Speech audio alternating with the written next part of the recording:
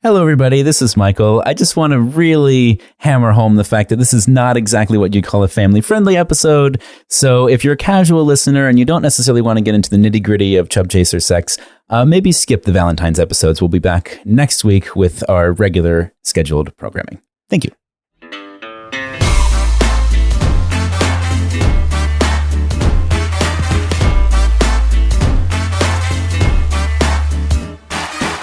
Welcome to the Big Fat Gay Podcast, where we love to talk about the things that are weighing on our minds. You see, it's a Valentine's Day episode, so we love to talk about. Oh, God. Yeah, So I went there. It's a good start already. That's right. Hi, my name is Don. I am a chubby guy living here in Los Angeles, and I'm a loving guy. Oh, how sweet. My name is Dan. I'm a chubby chaser, and I talk about things that intersect with fatness and sexuality. I'm Trevor. I'm fat and I love love. Aww.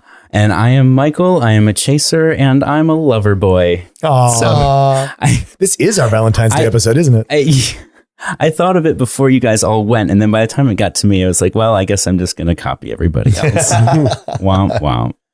So yes, we are recording this actually only a few days before Valentine's Day. We're cutting it down to the wire, but we wanted to do something a little special, which if you've been listening recently, you'll know that we're going to do some questions for people, love questions, relationship questions. Listener questions from you. Yeah, questions from our audience. So Dan, walk us through a little bit of our format, what we're going to be doing. Yeah, so we had a number of people send us some really great, interesting, and somewhat complicated questions. So we're going to go and just kind of read them around, and then we're going to talk about them. Absolutely. Yeah, that sounds good. Between the four of us, I think the breadth of experience that we have will really help sort of share. We may not always agree, but I think you'll get a really good variety of opinions. I think we'll have very different opinions about some things, which I think is good. I wonder.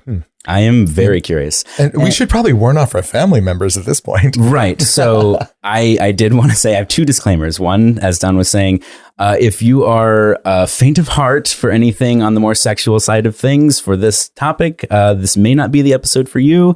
I'm not saying don't listen to it, but I want to address Michael's mother directly, who sometimes listens to the podcast. Please. What if I talk about an incident with a caramel ice cream topping that is not your son? What? Why? We have he only does the strawberry, had relations right? in the past, but the caramel topping incident is not Michael. So I know that I have the power to edit this blushing episode so much right now. He's so red. Wow, we kind of need video for this. Yeah, let's go right. It's an audio medium. There's no point in making me blush. Let's go right into it. The second disclaimer is that while we have a lot of experience between the four of us, we are not experts. These are our opinions. And if we're answering your questions, why are you taking video of me, Trevor? You monster. You can start from the top there. We're here to try and help, but ultimately we're not experts and our opinions are just those, and you should act on your own instincts at the end of the day. We can't really tell you what to do or not do. That sounds good. Yes. So without further ado, who wants to start us off with our very first question? Okay, I'll do that. Dan, you should do that. So someone from somewhere writes, I'm definitely looking forward to hearing perspectives from fat folks about people like me who are attracted to big guys and what part I play as someone that's smaller. I'm definitely not a skinny person. When it comes to attraction, I also like to understand more about if chaser is a more derogatory term or just a term for folks that like big folks. I've actually been asked this on an interview. I was doing an interview for somebody and they're like, is it okay to say chubby chaser? And what I said at the time, and I stand by it, is, there's no good term, but it's the term we got. Yeah. In the straight community, it's called fat admirer, which kind of sounds like an antiques collector. Like they admire it. They admire it quite a lot. Yeah. Chubby chaser, it has that sort of sexual innuendo of like, we're chasing. It does. It does. And actually somebody asked me about that just like a week ago. Like, is that really the term you want to go with? Like, and at the end of the day, like, yeah, I don't think it's a great term, but it's what we have. Like, it's understood already. Well, and it was pre-existing. And I think it works a lot of the way queer works. Like we took back queer and I think it functions in that manner. So yeah, I'm a chubby chaser. That's what I say to people. I don't have a problem with that name. Yeah. And I think the people who do have a problem with that name get a little squirmy about like, oh, but I don't want to be known for that. And like, nope, that's what I like. Well, and it is inherently somewhat sexualized. Like it puts the focus on the fact that you are looking for and attracted to chubby people specifically. And I think that also makes some people uncomfortable, whether you're the chaser and you don't want to broadcast which is why in that straight community, it's fat admirer, which deliberately doesn't have any sexual connotations. Right. It does bring an interesting context, though, of like when you say chubby chaser, I'm definitely picturing Pepe Le Pew, like just chasing some poor chubby guy around a couch. So, and he says specifically he wants to hear from the big boys in the room. So, Don and Trevor, do you have any initial thoughts? So I think I think it's important for chasers to own the fact that they're chasers and be an ally and stand up and use the thin privilege, or in this case, less fat privilege you have to stand up for the people you're attracted to. And when people are shitting on fat people, like, no, that's not okay. Mm-hmm. Yeah. As a fat person, I definitely like, especially living here in Los Angeles, I feel like I live in a vacuum of appreciation, right? I am not a body type that is held up as an example of anything positive.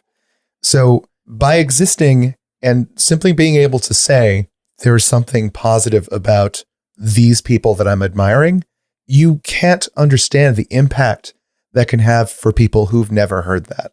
That's definitely true. Yeah, absolutely. And it's not something to hear once. If you hear once, you get suspicious. It's something you need to hear repeatedly. And whether you see yourself as a smaller chaser or a medium chaser or another big guy who likes big guys. Well, how would you see that translating into the real world? So this person is a chaser. He's attracted to fat guys. What does that look like? Well, so I think an example, because I believe you talk about this in your book, available on Amazon now. Thank you. But, chasers can pass as just normal people, normal gay guys. So I think, there's that opportunity when they're in a group of people and someone says something shitty, you can stand up and be like, oh, my partner's fat and that's not okay. And even if my partner wasn't fat, like that's a super shitty thing to do. It's not uncommon for people to talk about who they're attracted to. And just being able to say in conversation to your friends, I actually think James Corden is very attractive. That means something. And it's not just for the chubby people in the room. It creates these ripples throughout our world where it's no longer strange or surprising when the person I'm on a date with takes my hand in public. Yeah. And I think all of these points build to something that I was thinking, which is that when you're with somebody, when you're dating somebody, I think just on a baseline, the closer you are to who you truly are in the most comfortable and honest way in your life, the better you'll be in a relationship and the better you'll be interacting with the people that you're attracted to. And the easier it'll be to just have a good communication and a good connection with that person. If you're hiding a part of yourself, if you're trying to keep your relationship secret, it's just going to create cracks and problems. Yeah. And, that is 100% true in any relationship. And it is absolutely even more true, if there's such a thing, in a chub chaser relationship where you have this minefield of asymmetry. You have one part of the couple has a lot of privilege. The other maybe has less privilege because they're fat in a particular society. And we're going to talk later, I think, about, body issues that people might have. But if you can just be authentic, you're going to have a great date. If you are trying to cover up, if you're trying to hold that thing behind your back that you don't want the other person to see, that's not going to work. Yeah. And to address just the other half of this question, as far as being someone that's between lean chaser and chub, being attracted to chubby guys, don't run on the assumption that chubby guys won't be attracted to you. I find that, like for me, if someone asks me my type, I'm going to respond nerdy or jock or, athletic, whatever. But that doesn't mean I'm closing the door to everything else. I've been attracted to plenty of larger guys due to the force of their personality, because of their brains. There's a lot of reasons that someone may find you attractive. Don't assume that their default body type is the only thing that they could accept. I agree with that. And I think another way to look at it from sort of this side of the room is when you're a chaser, so much of your attraction is hyper defined. Like it really is about a specific body type. But not everyone's like that. And understanding that. Or they are, but it may not be a deal breaker. Or sure. Yeah, even that. Like, so I have a friend who is dating, he's a big guy and he's dating a big guy as well. And I think it's a new experience for him, but it's something they're both exploring together. And he was totally open to when it started because of that. Because it's much more like Don was saying about finding a match for you and your personality and your likes and dislikes. That's not always the case, but it can certainly be the case. I mean, there's a difference between a relationship and a hookup too. So sure. Yeah. Shall we move on to the next question? Yeah. Hopefully we've answered that. So Trevor, do you want to take on our number 2 question? Sure. As a fat guy, I think that this podcast is a super cool listen, and I would love to hear some conversation about the optics of being fat in public. For instance, I feel the need to present myself with style because I worry I'll be judged more harshly for lazy dressing as a fat man. Also, I'm in a fairly new relationship with a much thinner guy. I would love to ask how y'all get out of your heads while dating publicly with a guy whose body is in such contrast to yours. What with all the social conditioning about the whole gay clone idea and all. So this is a multi-parter. Let's break this down. Yeah. Well, so let's address the first part about being fat in public. Being fat in public. Although I should say, this is actually the same question asked 3 different ways. Yeah, it's kind true. of all these issues are connected. We can change the context. So, I mean, I totally get that first part about being the fat guy. And then I think especially in LA, because there's so much about image. And then also there is a big thing about like dressing down in LA. But I feel like as a fat guy, it's more frowned upon for me to do that. Like, the super athletic or thin person can wear sweats and get away with it. But if I'm doing it, I'm the fat slob in sweats. Very definitely. Right. Which for a while I was really in my head about.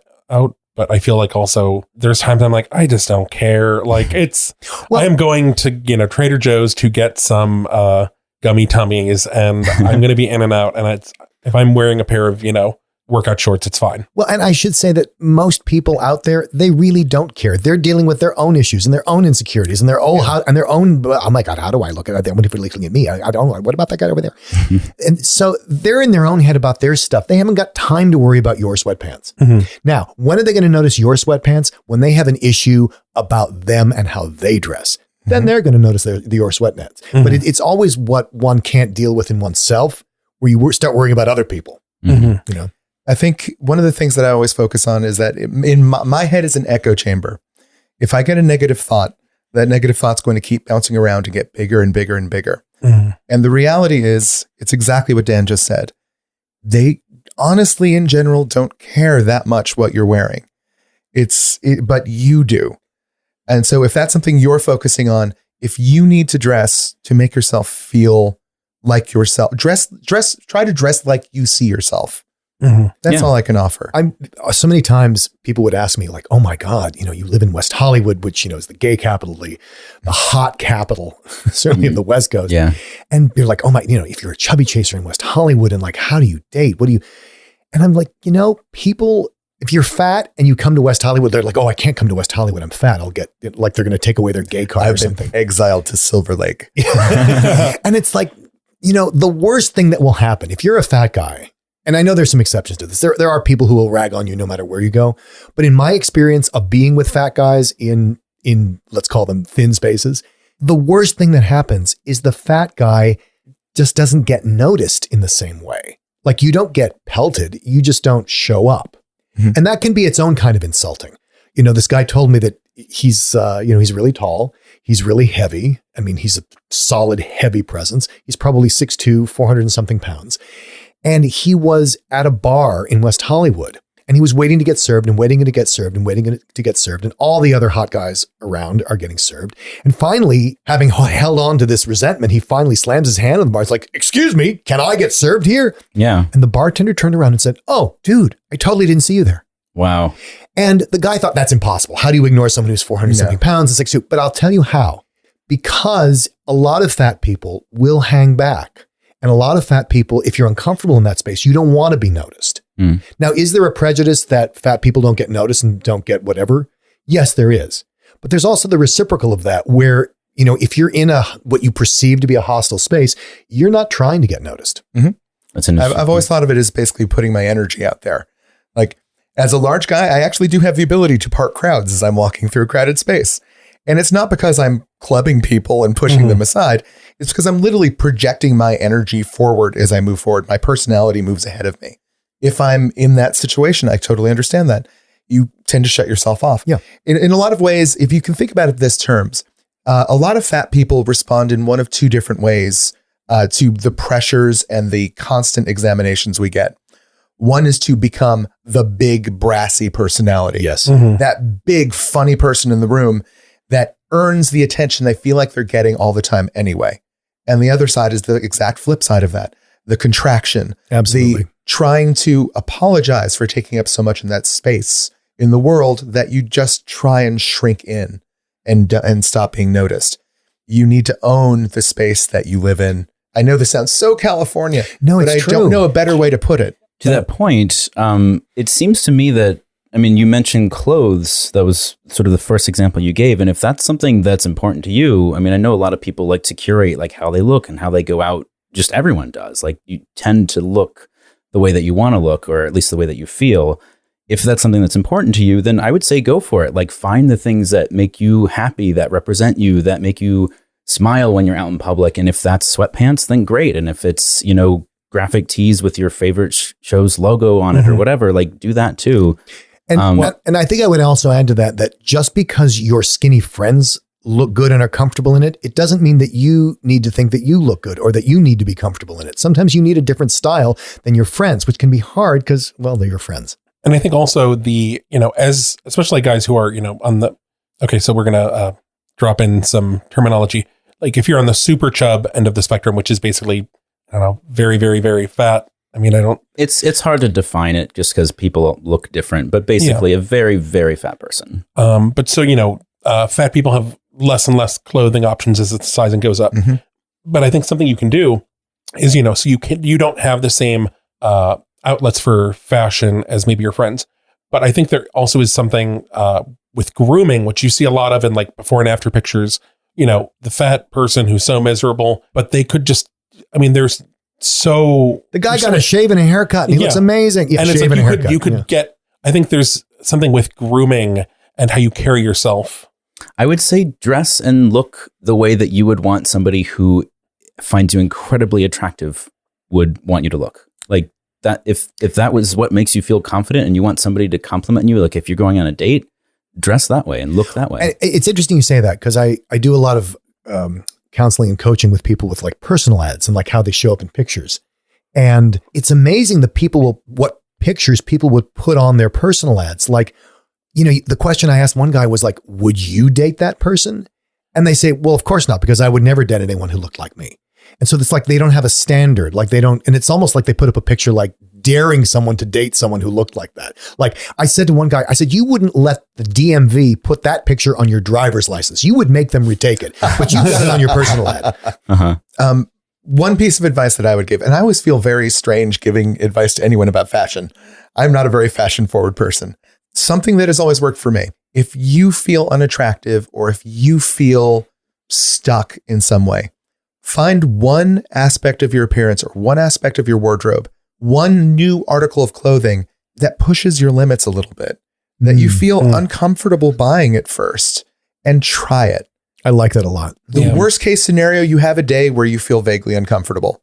The best case scenario, people in your day-to-day world may see you a little differently, which will make you feel energized, make you feel different, make you feel like you've just taken the first step towards being the person you picture yourself being. Try it, but you have to be willing to step outside your comfort zone, even if it's a shave and a haircut. So for the second half of his question, he wanted to know specifically about the context of dating, which we're starting to get into and how you want people to look at you. I think that the part that interests me the most and the part that I think he's going to take home is getting out of your head.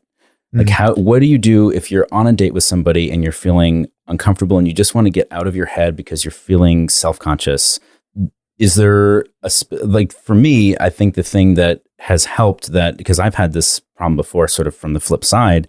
And I think the thing that helps the most is try and focus on the other person. Obviously that's not always easy to do, especially if you're a little ADHD like me, but not just focusing on the other person, like, oh, I have to look at them, but focusing on something you like about them. just something. It can be simple. It can be the sound of their voice. It can be when they laugh. It can be the clothes that they're wearing. It can be their eyes. Just pick something that you can really appreciate about them. I think that's excellent advice. And the way to cement that, like you said, like you try to do it because you're playing a mind game with yourself. So what I would recommend is turn that into an action. Because you can, an action will have to get you out of yourself because it's active. Yeah. You can, if there's a particular point in the conversation, ask a question.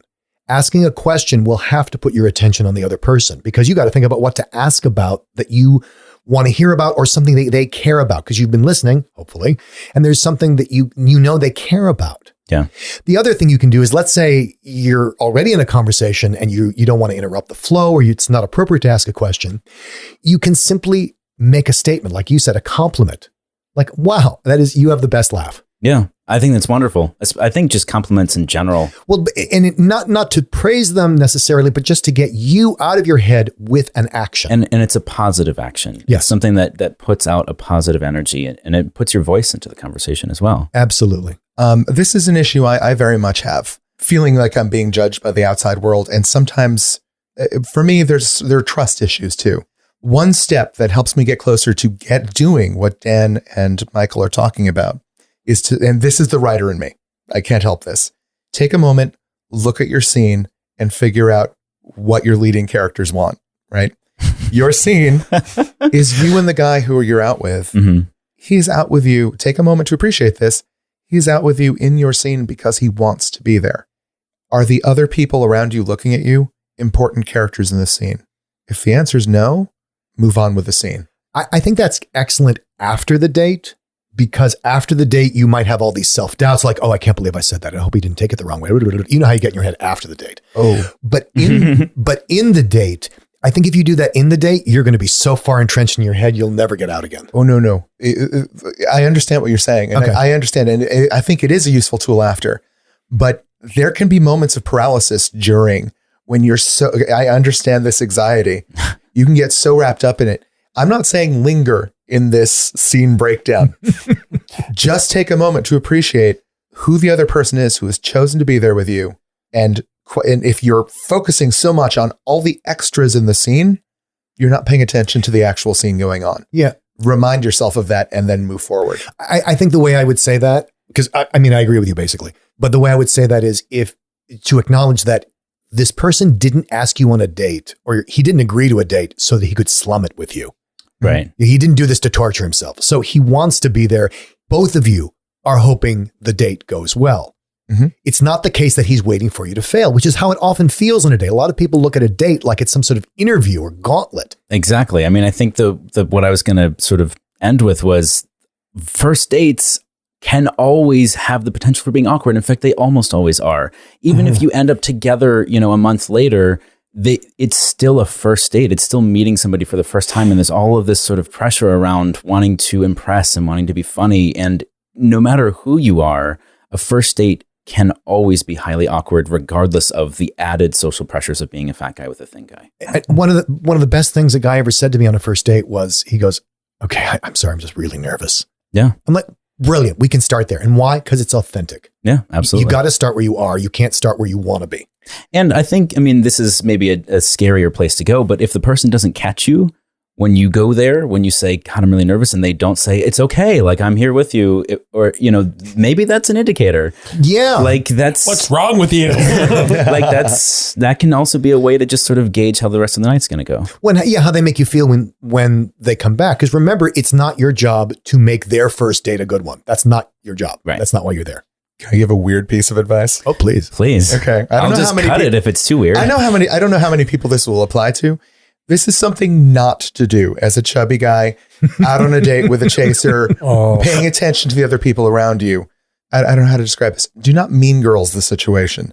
Oh. Do not wield the guy you're out on a date with as a prize to show your value to other people, because then you are turning them into a tool. And can I just say, I have been in that situation before, and there is no greater turnoff. Like, it is wildly uncomfortable.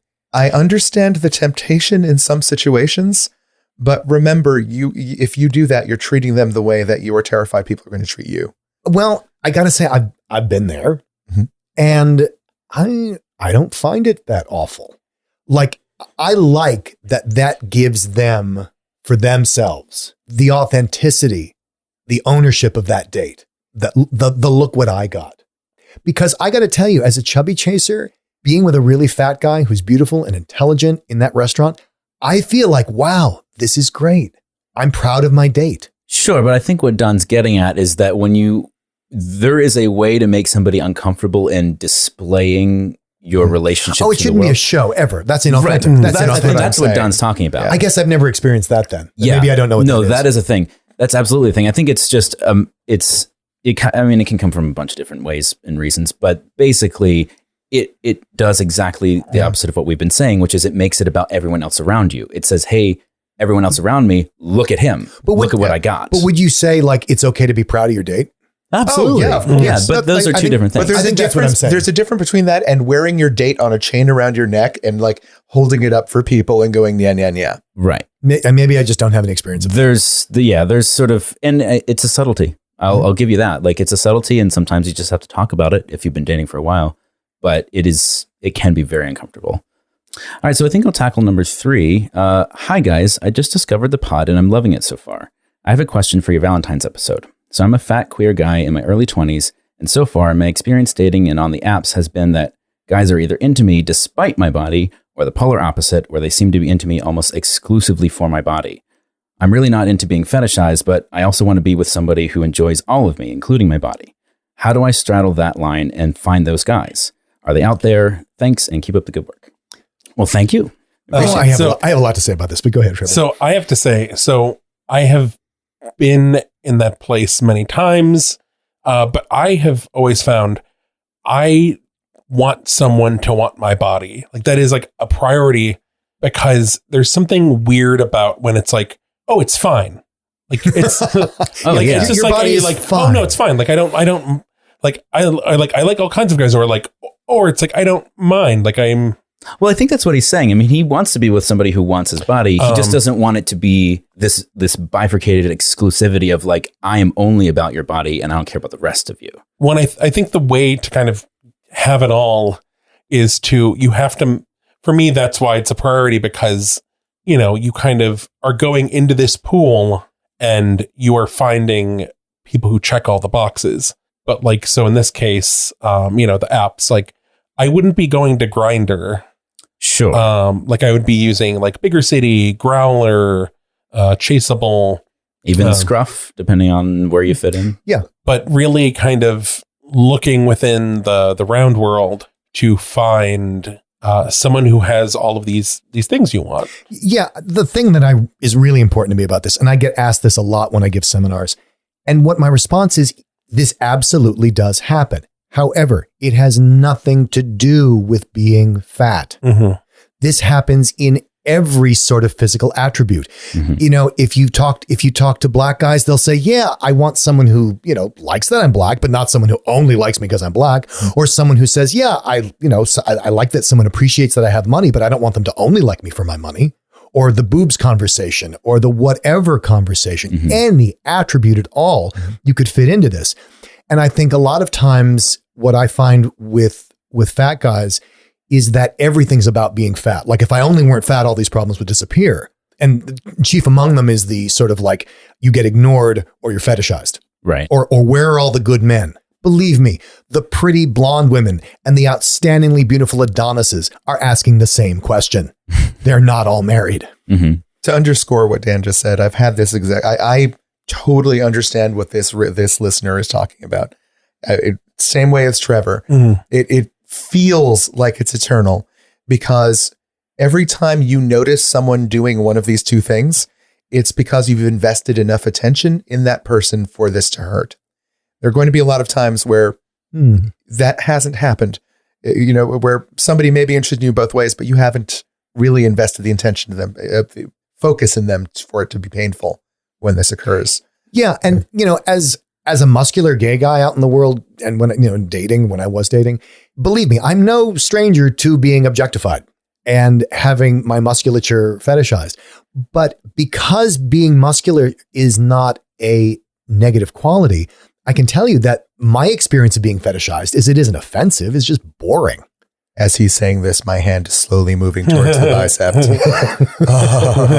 Is this, Trevor, is this where I should splice in the 70s porn music? Or Okay.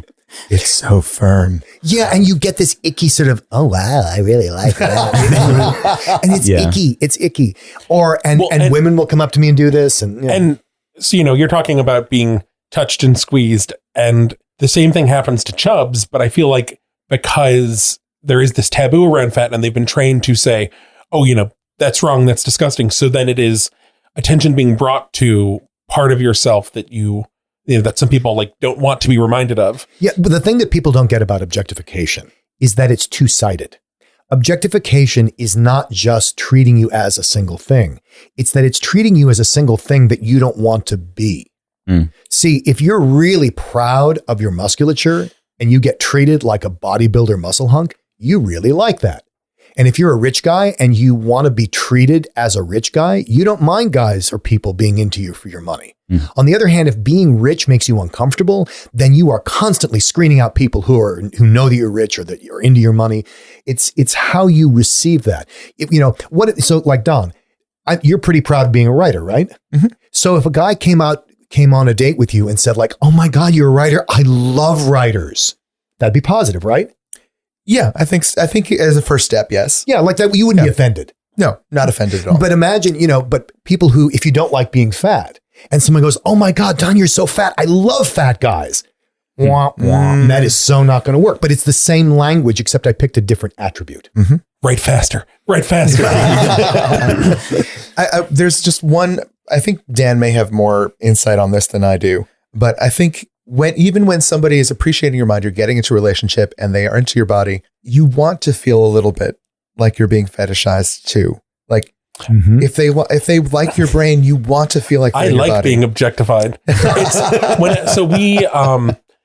The objectification conversation is so hard for me to kind of sit in on, especially we've been at fat conferences and there's always this whole thing of objectification and everyone's booing. It's if you lean into it, and I can see, once everyone's different, I am very much objectify me, please. Yeah, and even when I do seminars to rooms full of straight women, and there's that conversation of objectification, bad, stamp it out.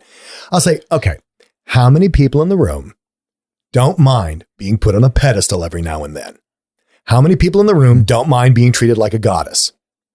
How many of you can tolerate that? And, then they smile and raise their hands and, they get it, that it's not just this one thing. Mm-hmm. But to those who appreciate bigger guys, and I think I'm going to say exactly what you just said, Dan, it's as uncomfortable can be for somebody to just walk up and grab a hold of your muscles. Mm-hmm. Do not walk up to a chubby guy you do not know and grab them. Oh, it's so by the belly. Yeah. That I can't tell you how often that freaking happens. Oh, and not only that, I have a friend who he is a chaser and he has done this, and I've told him to stop. He calls it the chaser handshake. Oh, fuck that guy. Exactly. Sorry, he may be listening, and sorry, but dude, but stop hold that on. shit. But there's the flip side of this too. If we've been together for a little while and we've passed farther beyond into our communication and our relationship and all that stuff, touch me. Right. Touch me. I need to be reminded every once in a while. If you are being continuously respectful, we're going to have issues too. Hey, Don, did you do any writing yesterday? Did you? I feel so dirty. Can you write for me? Do I have to type? Do I have to? I have no idea what that is. It's a Family Guy reference. I will add to this before we move on that I have also been on the receiving end of some sort of objectification that I wasn't super comfortable with, but it always feels like it comes from that place that we talked about before of being on display for somebody. Oh, I love soccer players. I've gotten that so much, but it's always the times that it has bothered me has been in the context of a person who would take me out and show me around and and say it's almost like you're on a leash for them and you're sort of their thing to say to everybody oh, look at this guy that I got. And so if it's not quite as simple as like, oh, you don't mind being objectified for something that you like. It's also sometimes there are garbage people out there who display objectification first, and they are just garbage people that you should avoid. And trying to sift through that, like, it's not easy. Absolutely. And I mean, you've all heard it. We've talked about it on the podcast. There are absolutely chasers who treat fat guys like bellies with legs. That absolutely exist. It's undeniable. I am not a life support system for my stomach. Yeah. And do not treat me that way. And so then it becomes like, but then you don't have to be offended by that. It's their fault. It's their problem. You're on a bad date. Get out. Get out. Get out of it. That's get out. the end result. But don't take it home as something like, oh, it is the plight of me as a fat person. No, really, it happens a lot of times. Yeah. It's just you get to change the characteristic if you're in a different community. Absolutely. So our question number 4. Oh, dear God, I can't believe you left this one for me. Yes. Well, it wasn't completely unintentional. I hate you so much right now. I'm an evil genius, not to the extent that Trevor is, but. Okay. So our listener writes in, what are the best positions for Jubs and Chasers? Yeah, Mom, don't listen to this episode. Also, what are Chasers' favorite things about a Chub and vice versa? Oh, my. A few of my favorite things. Cupcakes Yeah, and this is totally a musical cue. When the dog. Wait, there's more to the question. Yes. Should we dive into the whole thing? Yeah, Okay. do the whole thing, and then we'll break it down. Do you think the ratio of Chubs to Chasers is really that big, or is it another reason? And I don't see many Chasers out there, but plenty of Chubs who like Chasers. So we're going to divide this up. Yeah. Let's get the hard bit out of the way and talk about sexual positions. Yes. So there's a weird mix in the room right now. I like sexual positions. I mean, so I think the big thing about this question is like, there's so many factors in not only in personal preferences, but also like body types and preferred positions in terms of like. But there are some really basic There's some basics. workarounds. Yeah. There's some basics that are universal. And, rounds. Well, because you're dealing in sometimes very asymmetrical sizes. It's just a very evocative term there. I'm like, well, I thought you were going with the pun of round, but I guess not. That too. Anyway, who's going to be our brave first? Michael. Okay. Well, let's start with like not everybody likes the same stuff, right? Mm-hmm. Like not everybody's into anal, not everybody's into blowjobs, whatever. Let's just start there, and I'm going to embrace the fact that this is going to be an explicit episode.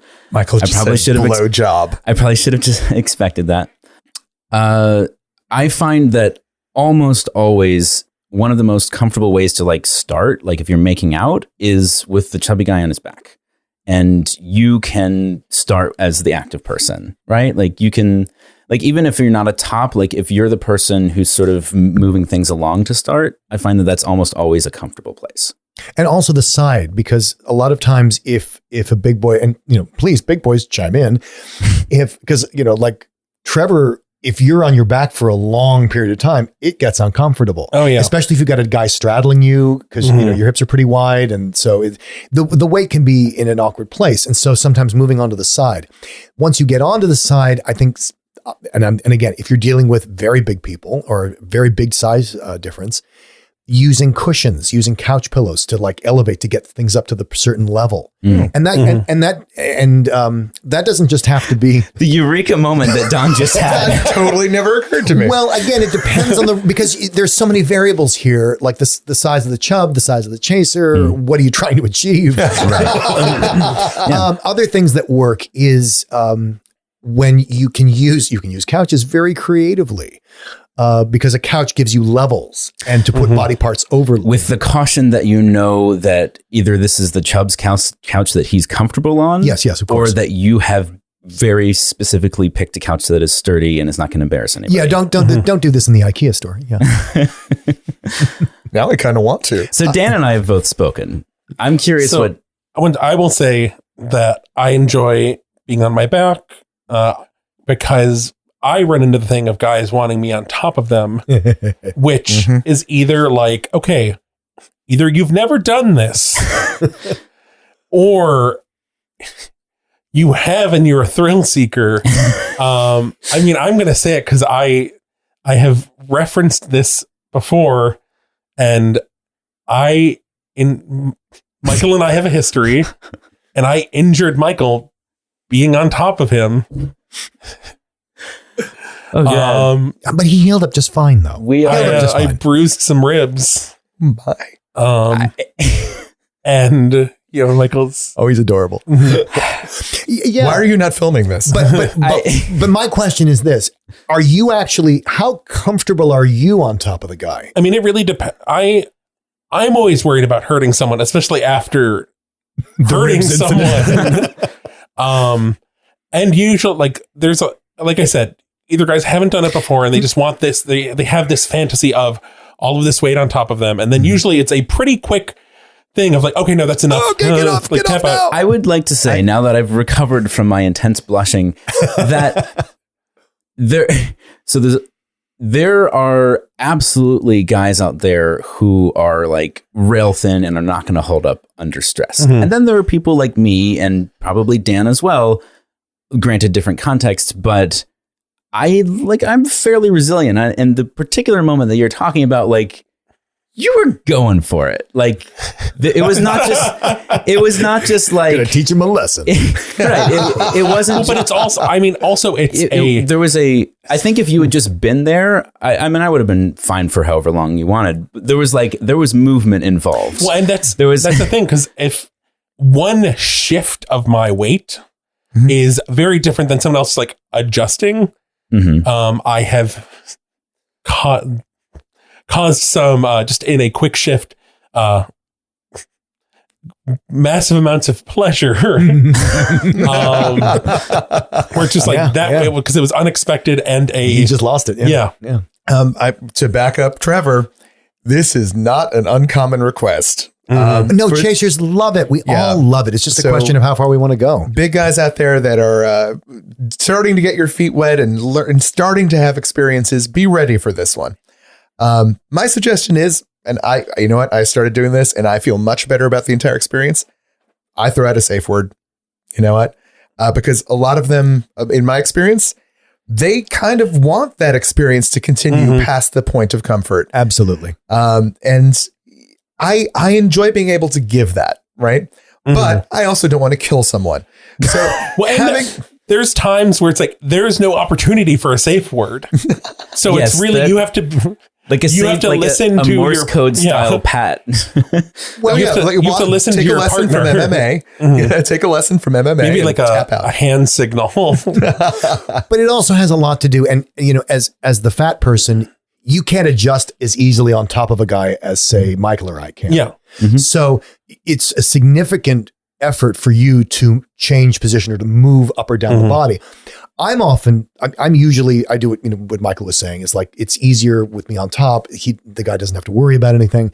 And I have a lot more access to his body and I can give him more access to my body if I'm kind of in that position. That said, when I get on top, I'm a really heavy guy. And I'm very conscious of not wanting to put even more weight on top of a fat guy. Okay. Fair. Because, if a fat guy weighs 400 or 500 pounds, he doesn't need another 200 pounds, 240 pounds in my case, on top of him. So... Or do they? Yeah. So I'm very conscious of how I balance my weight, especially, and I'm very conscious of where's the diaphragm and am I crushing his chest? Because what this comes down to is if you're afraid of crushing a guy, no matter who's on top, it's also a matter of where's the majority of the weight going? Is it going into their hips? Is it going into their stomach? Or is it going onto the diaphragm where it's constricting airflow? Is it going onto the chest where it can't properly inflate? Yeah. And I'm not saying that chasers won't request like, no, I want you to smother me, please. But I'm afraid of killing you. What a way to go. That absolutely, believe me, I get it. Yeah. He died doing what he loved best. Exactly. He died doing who he loves best. Just look at this. Just look at his face and the rigor mortis. It took the Undertaker 3 hours just to get the smile off his face. But be conscious of how far up or down the torso you're placing your weight. That has a lot to do with how long you can be there. Yeah. So what is appreciated? That's the second half of the question. I don't think we're done yet. Oh no. Let's dig in. Like, we're here and we're not necessarily coming back here for a while. So let's just get it all out in the open. Okay, so we have so many things to talk about. You guys sent in so many great messages that this is going to be a two-parter. Part 2 is going to drop on Valentine's Day, so we're going to keep the love going. Keep the love going. So you can finish all this on Friday, February 14th. We have a lot more to talk about. Yes. Trust me. The second episode is I'm still in shock. Just try to shut us up. There's so much more to get into. So yeah, we're going to come back with part 2 in 2 days and enjoy. Okay, happy Valentine's Day. Happy Valentine's Day.